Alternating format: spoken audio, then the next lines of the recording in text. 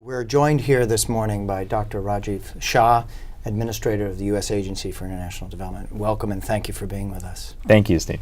I'd like to start out first by asking you, why from USAID's standpoint is maternal mortality such a high priority?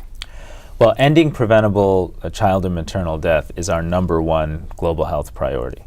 And the reason is quite clear. First, it's the basic underlying driver of building societies that are resilient, that have lower population growth rates, and that can grow their economies and achieve prosperity. So that's why we focus on it. We also know it's achievable, and we know that the links between child and maternal mortality essentially mean that you're going after the same target when you're trying to end preventable maternal mortality and trying to end preventable child deaths.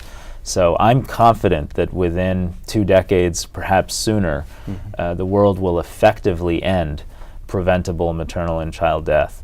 And I think when we achieve that milestone, it'll be one of the greatest accomplishments in history. Thank you.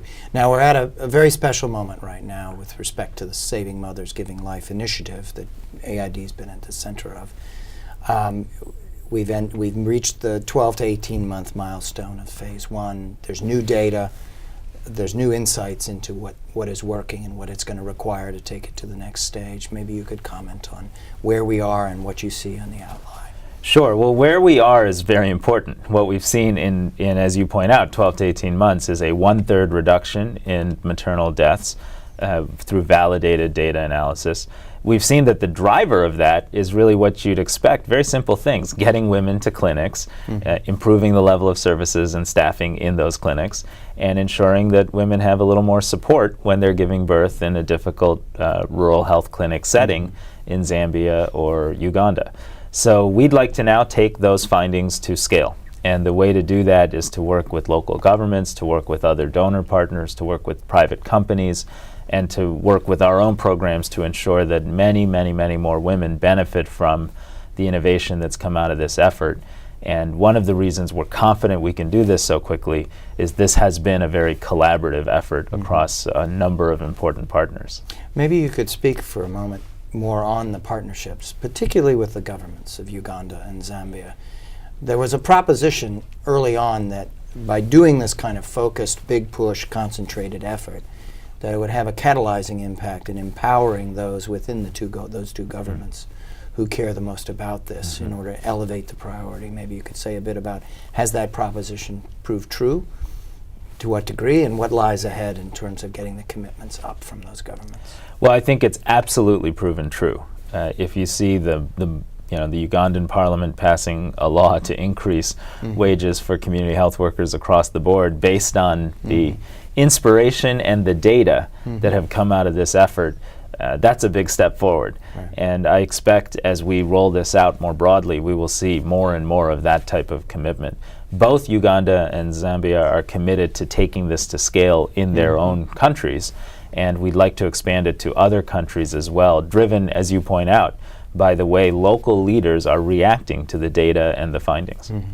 Now you also have the additional complexity of pulling the private sector in and having and pushing towards a more integrated interagency approach that brings in the Office of the Global AIDS Coordinator and CDC and other agencies and programs of the U.S. government. Can you say a bit about the private sector and about the executive interagency? Absolutely. The truth is this is a better project because the leaders of this effort took the time necessary to commit themselves to a partnership with each other. Because of that, we have more robust data than we otherwise would. Because of that, we have different institutions in the U.S. government all committed and motivated to take this to scale.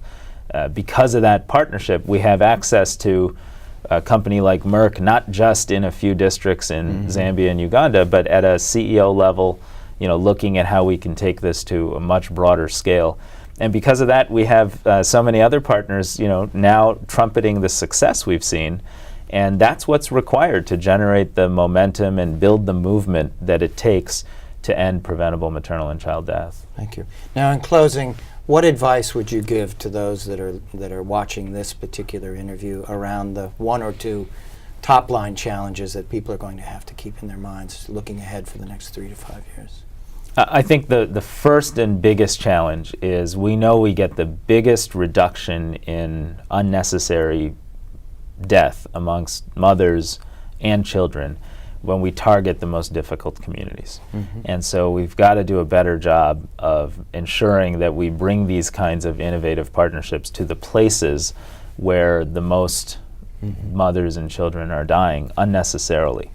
And so I think that's an important observation that is sometimes tough, but boy, the folks who are committed to this effort are committed for the right reasons, want to save as many lives as possible, and I'm confident they'll take that on. The second is that I think the partnership itself is what matters. We need to keep and expand the number of partners that are engaged in this effort if we're really going to end preventable child and maternal death in the time frame we've set for ourselves. And that means continuing to invest time in helping parliamentarians learn what's happened here, in helping other companies be partners and be part of this effort, in inviting other agencies, maybe the Global Fund and some of our other European funding partners, to now join and take this to even greater scale. And we got to keep building that partnership element. Thank you. Thank you very much. Thank you for your leadership.